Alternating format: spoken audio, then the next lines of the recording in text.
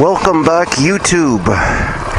We're at the Lark Canyon OHV staging area outside of Campo, about 60 some miles east of San Diego. We're going to just explore some of these trails. I'm actually going to go out on the dirt road because I'm going to take some photographs of some of these windmills that are everywhere around here. There's a real mixture of trails out here. You've got some gnarly stuff if you're into single track hill climbs. Not that I am.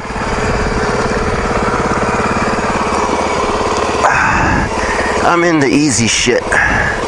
At my age, I get tired of picking up bikes, if you know what I mean. So hopefully,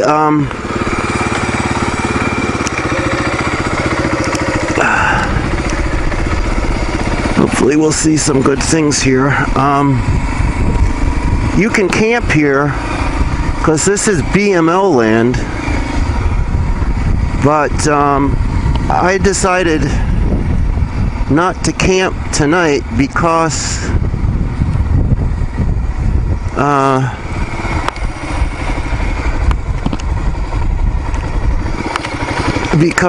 it's supposed to rain tomorrow,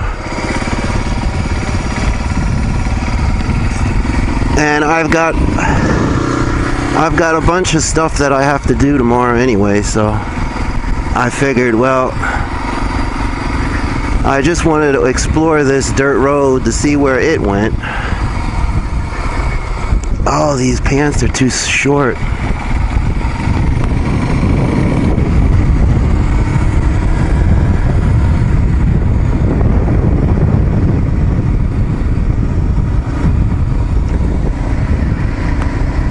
I'm trying to adjust my mirrors because the last time I had the bike out, we had a couple crashes in Quartzsite.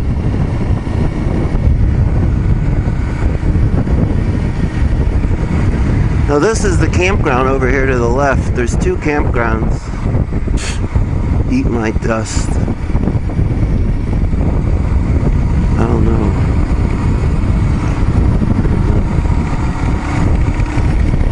That's Lower Lark Canyon, and then there's an Upper Lark Canyon as well.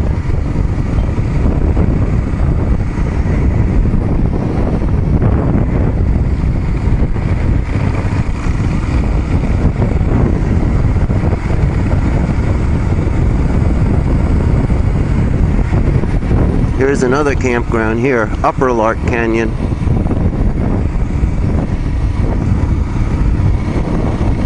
They have pit toilets, that's about it, but I mean, you know, they're very cheap. I think it's like, some BML is absolutely free, but I think I heard that these were like $6 a night or something. I don't know.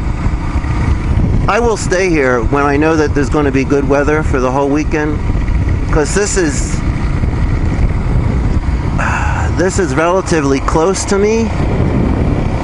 And to have a place like this that's only an hour from my house is sort of golden.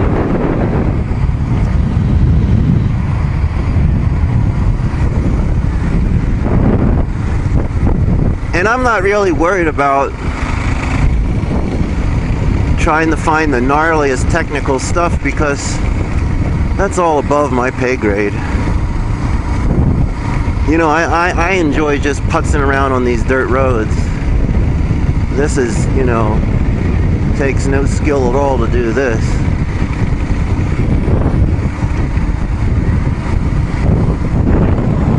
We're going to pick out a place to have lunch. I've already come up this way before.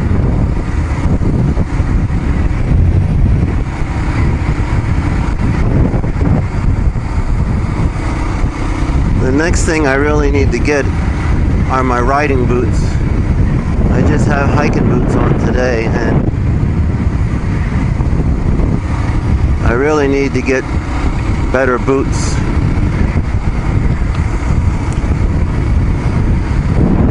And I used to have former adventure boots, which I'm actually going to get again because I really like them.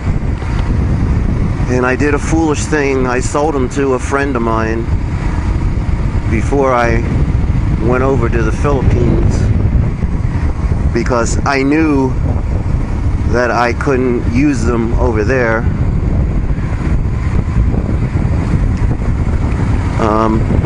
And now I regret selling them because now I have to spend, you know, almost $300 to get them back. But such is life.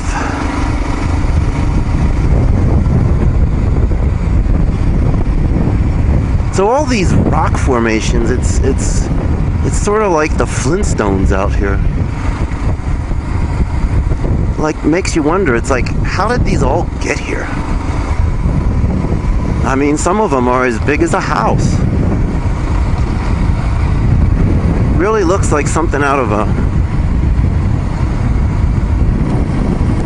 You know, this would be like perfect bug out country.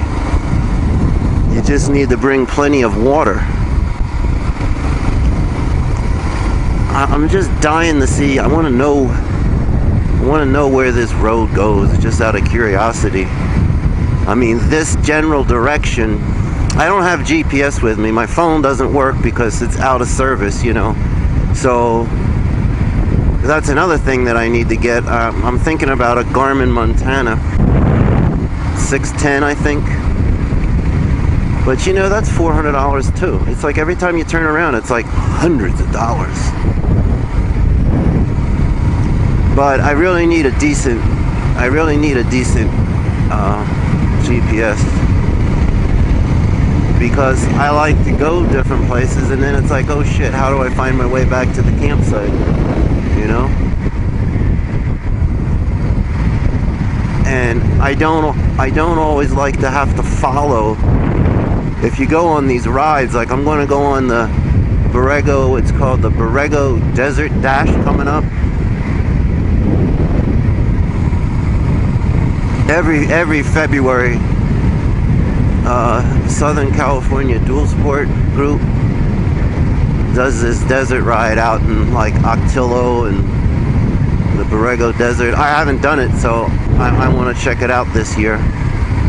I don't know how many riders there are going to be. I think they're limited to 125. I couldn't imagine, you know, trying to stay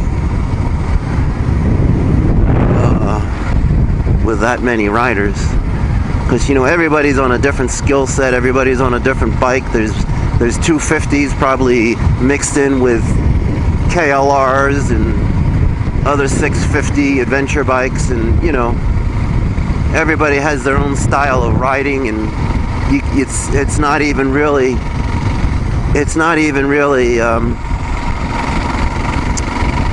you can't even really think about keeping a group like that all together. So I'm sure they all break down into different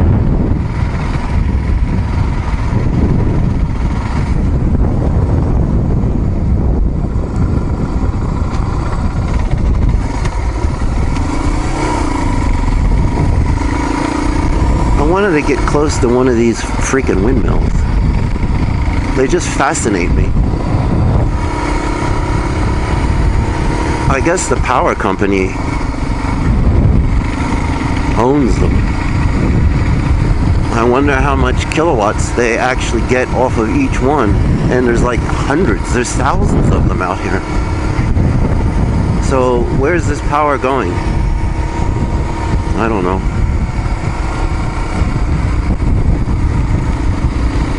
This is just hard packed gravel. This is like no biggie at all. This is...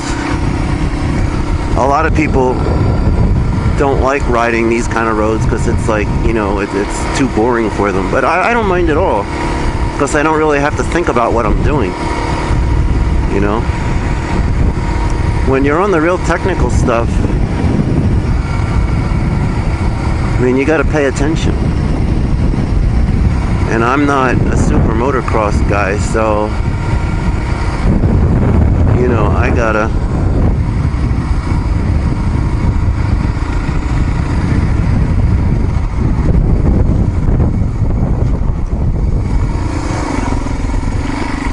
this is some kind of a scenic overlook over here.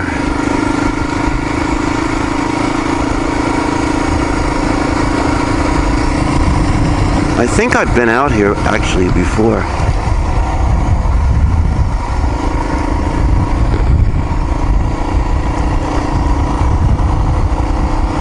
It's pretty country though. I mean, you know, it's desert, it's not lush.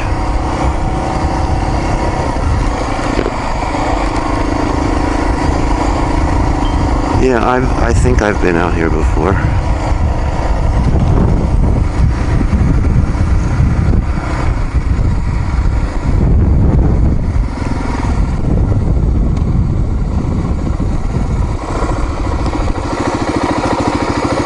I don't know.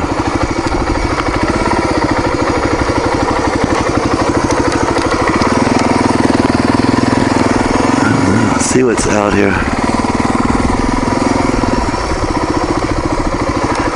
I don't know.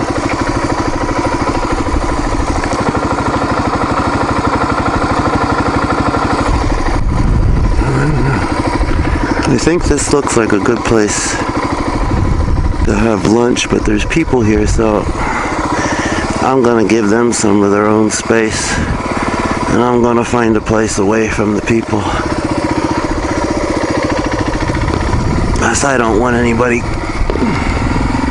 invading my little chill area.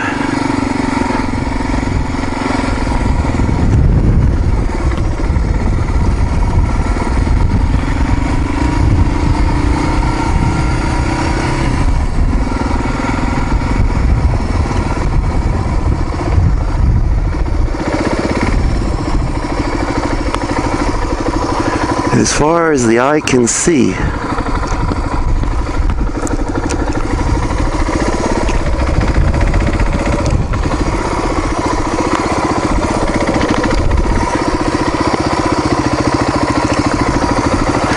cracks me up, you know, every now and then you see these signs that say closed area, and all the tracks just go right by the closed area, because people are going to go where they want to go. I mean, right? There's no such thing as closed. When you're on a dirt bike, you pretty much go where you want to go.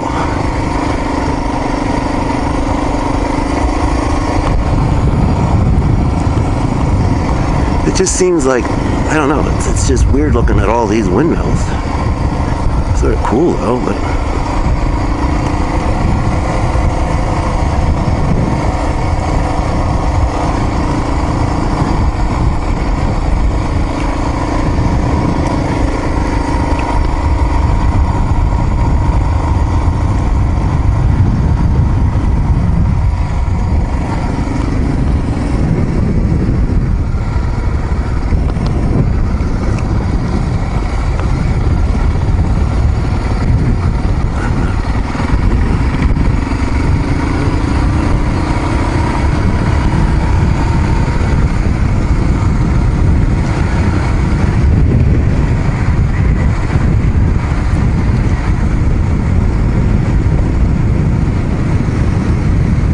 you can't stop on a dime out here because this is all loose gravel. You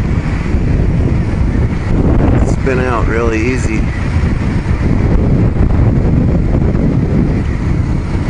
And I drive like an old lady.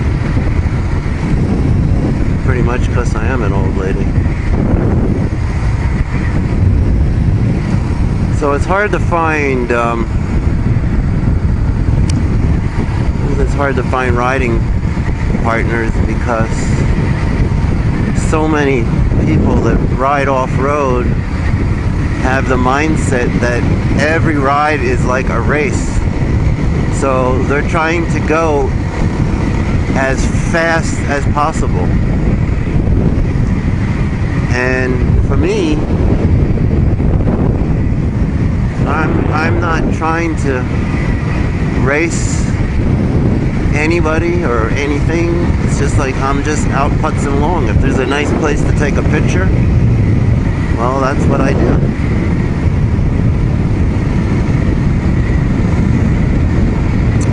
But I've seen a lot of the people back in the staging area. They got their brap two-strokes, and that's all cool. I mean, I respect the sport of motocross. I have respect for the guys that are skillful and talented and can race that. But it's really not my cup of tea.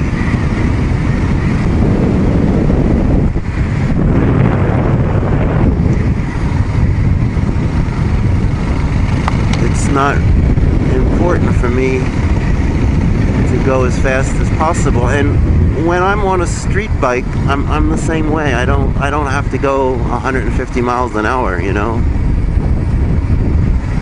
I'm not into crotch rockets, because those things, first of all, the stance on a crotch rocket just kills my back, because you're leaning all over. I like a bike that you sit in an upright position, because my back is like fragile. No, wait a minute. I think we can get something going on here. Closed to motorized vehicles.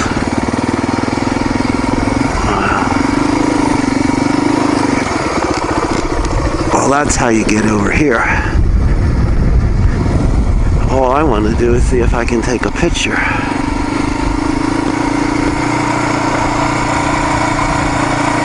Isn't that pretty wild? I mean, that is a big fucking windmill. Holy shit. I've seen these blades like on flatbed tractor trailers, and now you can actually see like how big they are when you're this close to it. Look at that thing. That is like one big mother. I gotta see if I can take a picture with the phone. I don't feel like getting the film camera out.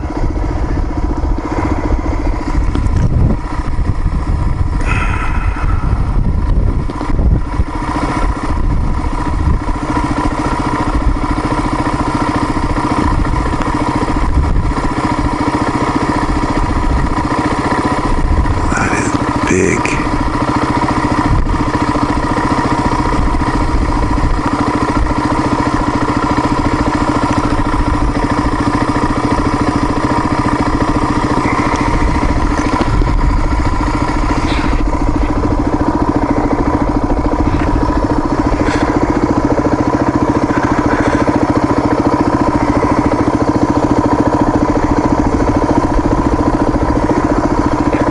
The phone has no signal at all out here. So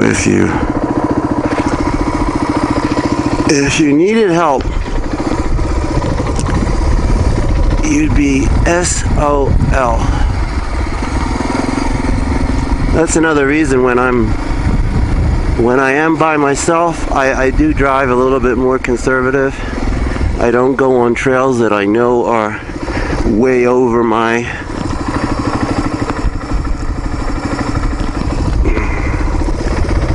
skill level to get out alive. Look at that thing.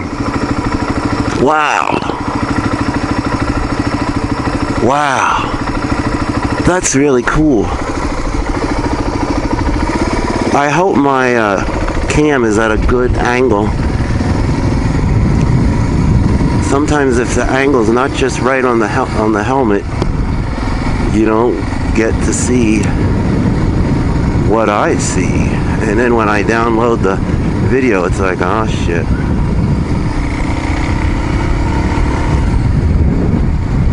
Beautiful day out here in the desert. All you people back east are probably freezing your ass off.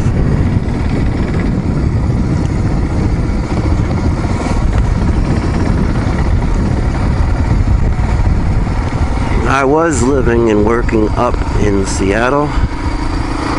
Man, I'm glad I left that.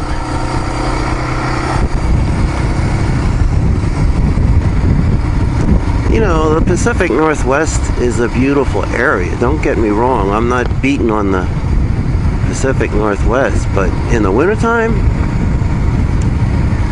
the weather, not so good.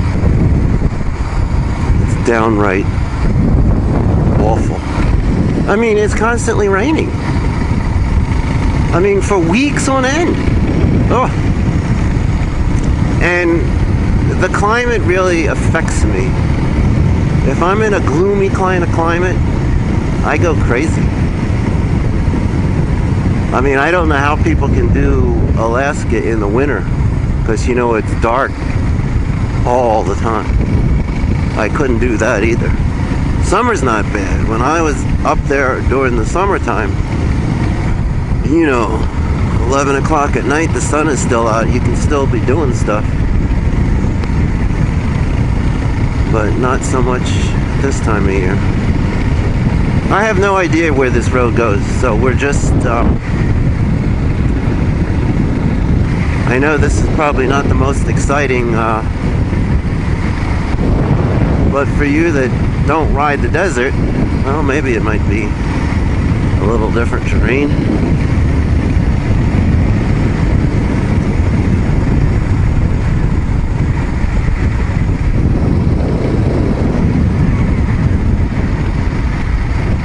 Seems like the road is getting a little narrower.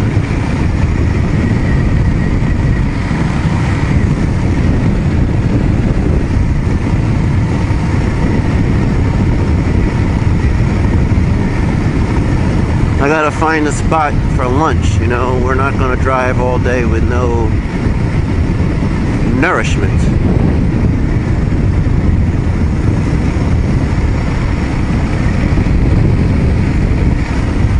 So yeah, the Borrego Desert Dash ride comes up on February 22nd. About that time every February. So this is going to be the first year that I go. Stay at a campground. The group puts on like a barbecue and they have a raffle, and you know, it's usually a pretty good time. It's good people, you know. So we'll see. I will shoot some video there as well.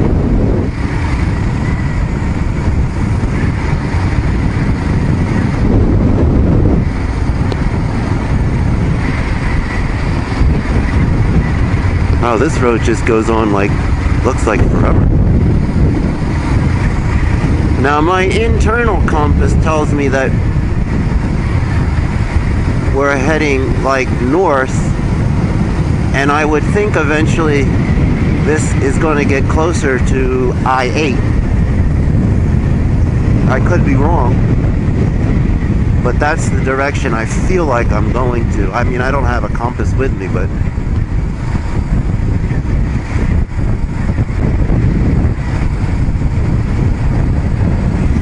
I'm really... Oh, my bike has 5,000 miles on it. I bought this bike with only 4,200 miles on it. An older gentleman had it, old fart like me. His son used it for commuting, but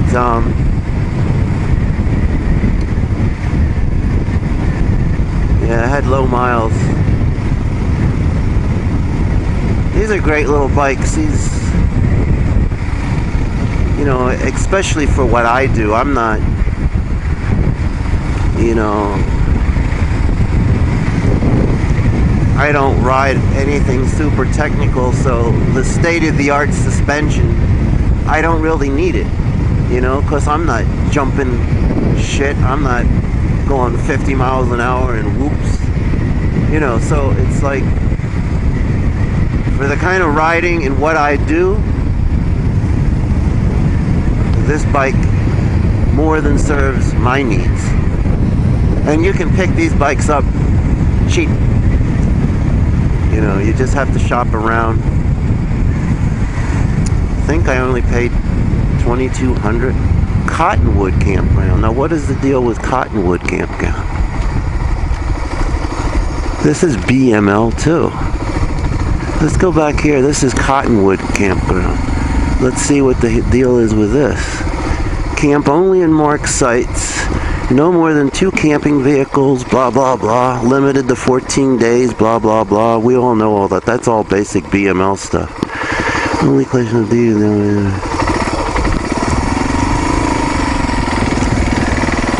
Doesn't say anything about payment or cost.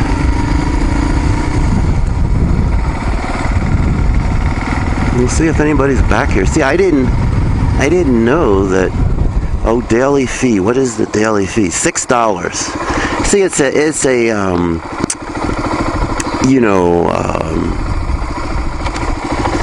the honor system.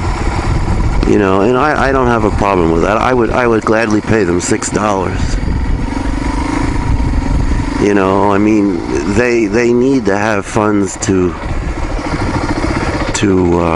maintain the trails and maintain stuff. I don't. You know, I'm sure there's a lot of people that don't pay anything, but I can't be that cheap. I mean, this is a pretty nice facility, and for $6 to camp, where can you camp these days for $6? I'm going to go in the shade because I don't like the sun. I mean, I like the sun, don't get me wrong, but the sun doesn't like me. And he's got skin cancer. Dun, dun, dun. So look at this place. Isn't this cool?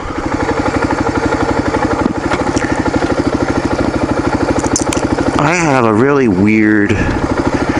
Sometimes this bike, I still have trouble getting it in neutral because...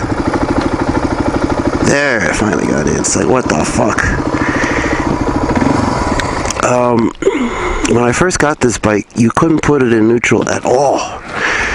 So I changed the clutch cable, and then I had to adjust and adjust and adjust, and finally found the sweet point to where I can get. Okay, I'm going to stop babbling on, and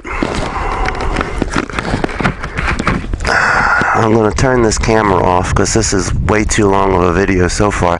But you can get an idea of, you know, this is a pretty nice, there's nobody here. Can you imagine? On a weekend, a beautiful weekend, there is nobody here. But, you know, most people, I guess, they don't like places that are this primitive. I mean, all you have is pit toilets. There's no services. You know, you can have a little fire here, but you got to bring your own firewood. Okay, I'm going to shut up and I'm going to eat. And maybe we'll make another video if I find another interesting spot. But right for now, I'm going to zip the lip. All right, over and out.